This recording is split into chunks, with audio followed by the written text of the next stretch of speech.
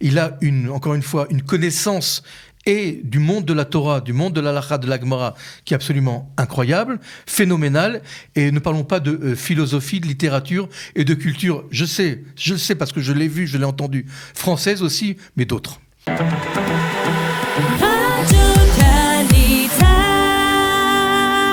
Le Rav Eliezer Melamed, rabbin et auteur de livres de halakha, est la cible d'une campagne lui reprochant notamment son soutien aux réformes sur la conversion et la cacheroute proposées par le ministre des cultes Matan Kahana. On lui reproche aussi d'avoir eu des rencontres publiques avec des rabbins libéraux et encore d'autres griefs. Avec plus d'1 million de livres vendus dans plusieurs langues, dont le français, le Rav Melamed, 60 ans, est l'une des personnalités rabbiniques les plus importantes actuellement. Pourquoi cette campagne contre lui ? Qui est vraiment le Rav Eliezer Melamed ? Et pour répondre à ces questions, je reçois ce matin David Shapira, historien, guide, mais aussi ancien directeur de la Yeshiva Har Bracha, dirigée par le Rav Melamed. David, bonjour. Bonjour Mickaël. Merci bonjour d'avoir accepté mon invitation. Donc vous avez côtoyé de près pendant des années le Rav Eliezer Melamed. Alors qui est le Rav Eliezer Melamed ?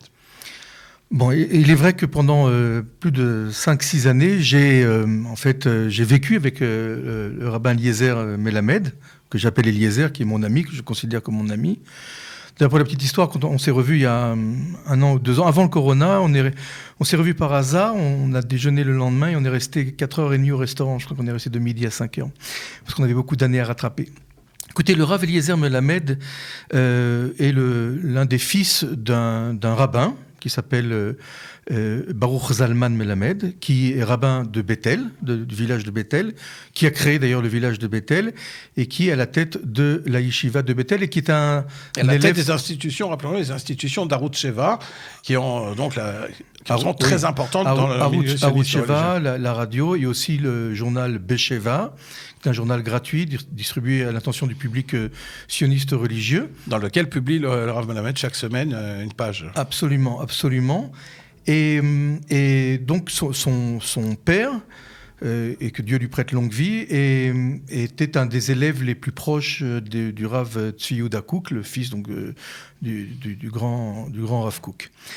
Alors, écoutez, pour la petite histoire, j'ai connu le Rav Eliezer Melamed, on l'appelle Rav, mais Eliezer, quand il avait, vous dites qu'il a 60 ans, donc j'ai fait un rapide calcul il y a 32 ans, environ 32-33 ans.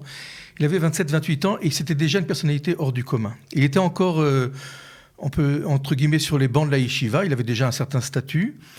Et je me rappelle mes premiers souvenirs avec lui, et on a sympathisé très très rapidement, j'étais jeune marié, et il venait souvent, je l'invitais souvent à Shabbat, à ma table du Shabbat. Et nous parlions pendant des heures parce que alors on peut dire ça surtout des rabbins qui sortent un peu du lot. C'est une personnalité absolument exceptionnelle, et extraordinaire dans le sens étymologique du mot, qui sort de l'ordinaire, parce que à l'âge de 16 ans, il a décidé de quitter l'école. Alors en général, les gens qui quittent l'école à l'âge de 16 ans, c'est parce qu'ils n'y arrivent plus à suivre. Lui, c'est parce qu'il perdait son temps. Il estimait perdre son temps et qu'il pouvait apprendre plus vite et mieux et plus encore dans des domaines que l'école n'enseignait pas. Il n'était pas content. En fait, pour lui, c'était pas assez. Et il avait vraiment l'impression de perdre son temps. Et donc, à 16 ans, il a quitté l'école et il a étudié seul et avec évidemment d'autres personnes. Et il s'est beaucoup intéressé, jusqu'à maintenant, je suppose, à ce qu'on appelle aussi, en dehors des études de Gemara, de Halakha, de Kodesh, de pensée juive, de philosophie, sûrement de Kabbale, il s'est beaucoup, beaucoup intéressé à la culture générale. Et ce qui était frappant, c'est que lorsque nous déjeunions ensemble le Shabbat avec sa famille et la mienne, nous parlions des heures de la culture française. Et j'avais presque l'impression qu'il m'apprenait, parce qu'il me posait énormément de questions sur Victor Hugo, sur Zola, sur l'affaire Dreyfus, sur la Révolution française qui le fascinait. Et quand il en parlait, j'avais l'impression qu'il en savait beaucoup, beaucoup plus, même que nous, francophones, qui sommes sur les bancs de l'école et qui apprenons l'histoire de France. C'était fou. Mais je suppose que ce ne sont pas les seuls domaines de culture générale qu'il connaît. Je sais qu'il était fasciné par la culture française. Je sais qu'il avait lu Hugo en hébreu et Zola en hébreu et qu'il en parlait. Et pour lui, ça avait quelque chose d'absolument fascinant. Un peu plus tard, lorsque j'ai eu 27 ans et qu'il était un peu plus âgé que moi, il avait 30 ans, on lui a proposé d'être rabbin dans un petit village qui s'appelle Har Bracha, le mont de la bénédiction, qui était un village qui comptait 17 familles. C'est un village qui se trouve donc à côté des Samaritains, pour ceux qui connaissent, vraiment à l'entrée de la ville de Naplouse, de Shrem. Et c'était un village, quand on lui a proposé ce poste, qui s'était effondré 3 fois. C'est-à-dire que les familles avaient craqué et étaient parties. Et c'était une des implantations que le conseil des implantations de l'époque de Judée-Samarie et Gaza, à l'époque, n'arrivait pas, si vous voulez, à maintenir. C'était une catastrophe. Les conditions de vie étaient trop difficiles. C'était trop dur. D'abord, c'était sur une montagne, énormément de vent, il faisait très froid. Et en plus, la ville la plus proche, c'était Natania, 70 km, Jérusalem, 75 km. Il n'y avait pas de travail autour. Il n'y avait rien. Il y avait encore quelques implantations, Itzar, Itamar, Tapouar et Elon Moré à côté. Mais il n'y avait pas grand-chose. Et en fait, les conditions étaient très, très, très difficiles. Et voilà que 17 familles font appel à Eliezer et lui demandent de venir parce que l'Yishuv risque de s'écrouler encore une fois. Et ses proches n'étaient pas d'accord qu'il y aille, je me rappelle, et on ne voulait pas parce que pour nous, c'était Eliezer qui nous quittait et ça nous faisait beaucoup de peine. Et il y est allé. 1 ou 2 ans plus tard, excusez-moi de parler de moi parce qu'on doit parler de lui, mais c'est très lié. Eliezer vient me voir et me dit que pour que le Yishuv tienne, il faut absolument créer une institution éducative. Presque peu importe laquelle, mais il faut qu'il y ait des jeunes pour que ce village, ce Yishuv puisse reprendre vie. Et alors, tous les deux, on a commencé à voyager un peu dans tout le pays. On a rencontré, je me rappelle, le commandant du Nahal on a étudié pour essayer de voir si on ne pouvait pas faire un genre de yeshiva qui amène au Nahal. On a vérifié les possibilités d'ouvrir une ulpena, un lycée pour filles. Tout compte fait, on est arrivé directement chez le Rav Shlomo Goren, avec lequel on a tissé des liens extrêmement étroits, intime, très très proche, parce que le Rav Goren venait une fois par semaine ou une fois tous les 2 semaines donner un cours là-bas. On a décidé ensemble de monter une yeshiva TSDR. Je rappelle pour ceux qui ne savent pas, pour les auditeurs, une yeshiva qui combine non seulement les études, mais en plus le service militaire ensemble. Et alors on a commencé à chercher des élèves, c'était très dur. Très dur parce que l'organisation principale de Yeshiva TSDR s'opposait à l'ouverture d'autres institutions. Je ne raconte pas. On ne va pas rentrer dans les détails historiques. Je voudrais, David, aujourd'hui, le parcours du Rav Melamed, donc rabbin, disons, méconnu en tout cas, jeune rabbin enseignant à Bethel, il est parmi, on peut dire, presque les fondateurs de ce Yishuv et de la Yeshiva Har Bracha, qui est aujourd'hui une des yeshivotes les plus importantes.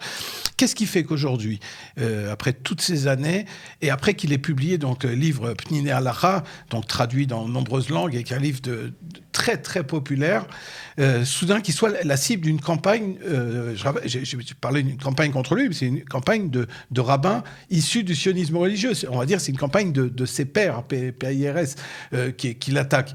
Donc, comment comprendre ça? Qu'est-ce qui s'est passé? Est-ce que c'est une question politique, religieuse? Comment vous voyez ça? Bon, d'abord, je vous ai dit, Eliezer est un génie. Eliezer a amené un village de rien du tout à devenir maintenant, je ne sais plus combien de familles, 250 ou 400, je ne sais plus combien, mais il a une force incroyable. Il sait diriger, il sait ce que les gens ont besoin, il sait, et il a avec lui-même une sévérité en ce qui concerne le respect des mitzvot.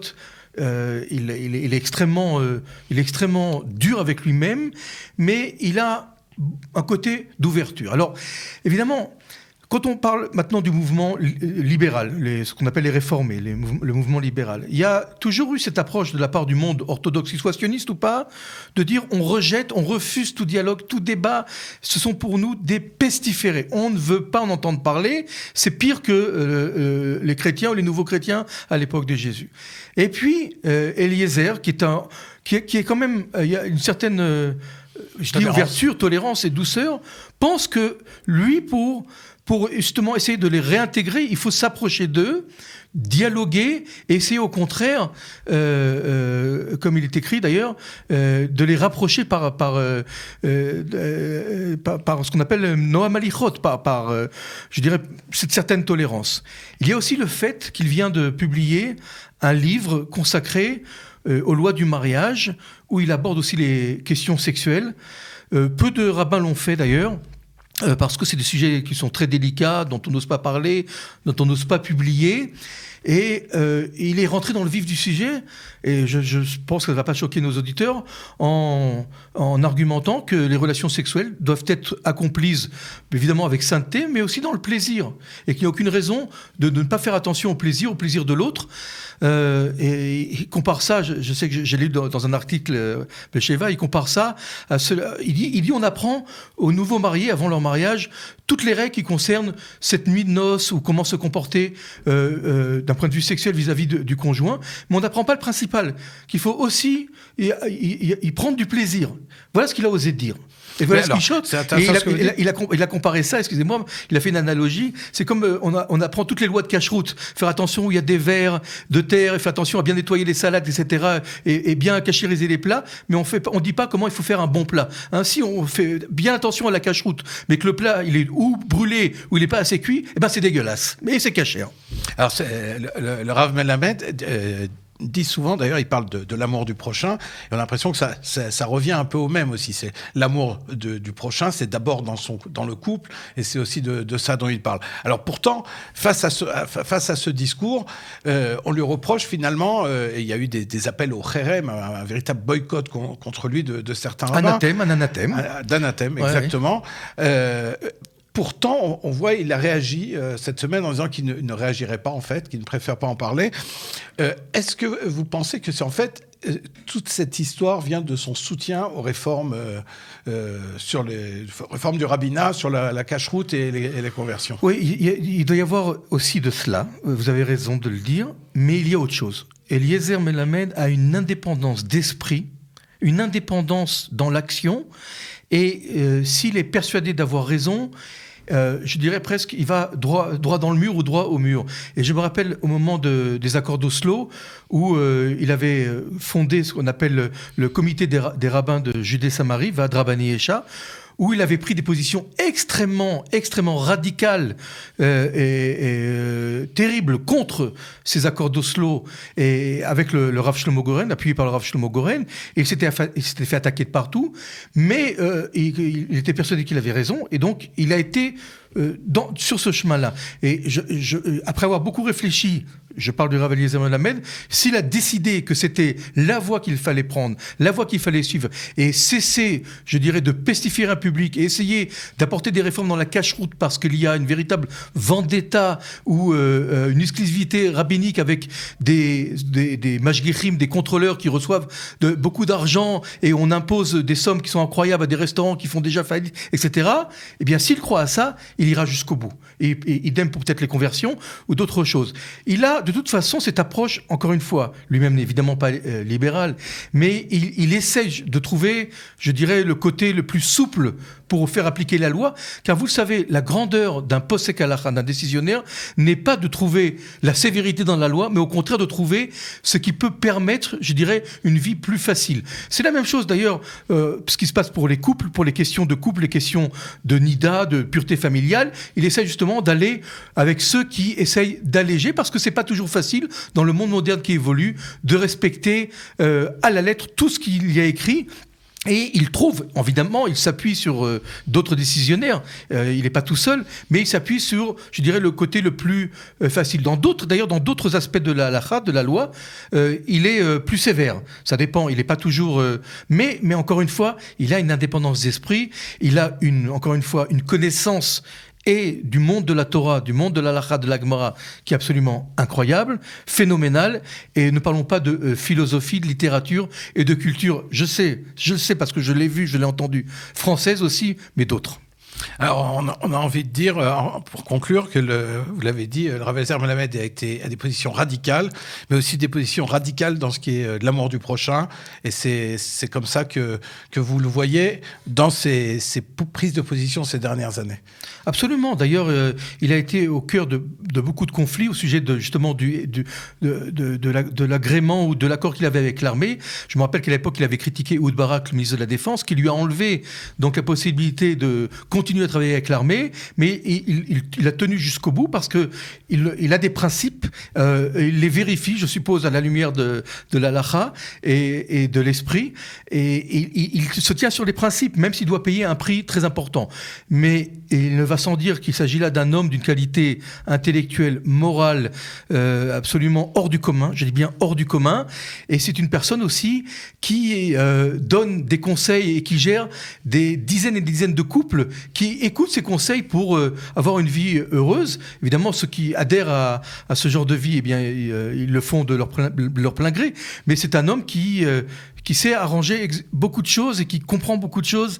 Et je sais qu'il a envoyé beaucoup d'élèves à l'université d'Ariel pour apprendre un métier. C'est pas quelqu'un qui dira reste à la yeshiva si la personne n'est pas faite pour la yeshiva. Et puis il y a un moment, il voit que dans le couple, le mari a besoin de travailler, donc il va l'envoyer à l'université pour apprendre un métier d'ingénieur ou d'autre. En tous les cas, c'est un homme très doux, très agréable. Que vous dire, on pourrait parler avec lui pendant sans s'arrêter parce que c'est un homme tout à fait particulier et il change, je dirais, de beaucoup de rabbins qu'on a l'habitude de rencontrer qui sont, je dirais, dans le monde de la Gemara, de la Halakha, de la Torah, mais qui n'en sortent jamais. Bien, merci beaucoup pour ces éclaircissements sur donc la personnalité du Rav Eliezer Ben Hamed. Merci David. Merci à vous.